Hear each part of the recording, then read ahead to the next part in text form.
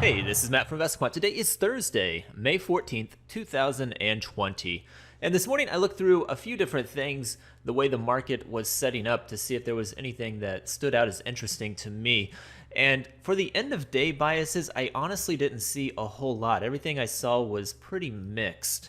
So I figured I would show something a little bit different. I did find something that was at least interesting to me that is potentially setting up, and I don't know that it is going to set up for sure. But what it's going to be looking at is a gap fade setup. So that's a setup where if you're gapping down, you would be buying the open and targeting the prior day closing price. So currently right now we are trading below the prior day's close. So if it was to set up as it is right now, it would be buying the open and targeting the prior day close. I'm going to go ahead and set this up in all four instruments. It will not be applicable for the NASDAQ today, but I'm going to go ahead and leave it in there. The target is going to be the prior day close. So this is a technical price level, yesterday's close. Yesterday's close in the ES was 28.1250, so that would be the target.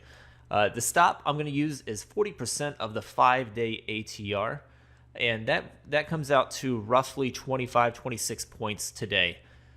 Next, I'm going to go to the opening filters, and I'm going to put gap down within the prior day range. And then I'm also going to do something a little bit more advanced here that you can do within Discover, is I can put a minimum gap size. And I'm going to do that. So I'm just going to put a minimum gap size of 5% of the 5-day ATR. By doing that, it's just going to get rid of all of the smallest of gaps that may not be considered tradable. Next, I'm going to go into price patterns, and I'm going to use a price pattern based off of what happened yesterday. And yesterday closed at a 10-day low close in 3 of the 4 instruments. So I'm going to add that by clicking equals next to day after a 10-day low close. And then lastly, I'm going to come to indicators and say under the 200-day moving average. And here are the results for buying a down gap at the open that is at least 5% of the 5-day ATR in range. So today that would be roughly 3 points as a minimum gap size, but still opening within the prior day range. So the ES has 26 samples, so not a real common setup.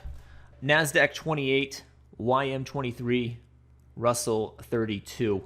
And all of the win rates are hanging around that 70% level. So it's been fairly favorable here for a gap fade setup if it's opening within the prior day range, when using a 40% of the 5-day ATR as a stop targeting gap fill. And that 40% of the 5-day ATR would be about a 1-to-1 trade if it opens right near prior day's low, which is where it's closing or where it's trading right now. So that's why I picked that stop level, is because that would make it about a 1-to-1 risk to reward ratio based off of where it's trading right now. So that's potentially in play. You know, if I put this under the prior day low as an opening level, it's not showing much of an edge. So if I change that up real quick, I'll show it to you. You'll see that there is no edge in it if opening below the prior day low. These win rates come down quite a bit. Profitability comes down quite a bit as well. So that would not be attractive to me, looking at this if it's opening below the prior day low. If it opens within prior day range, then that may be a trade to think about. So hope you found this interesting. Good luck, and we will see you next time.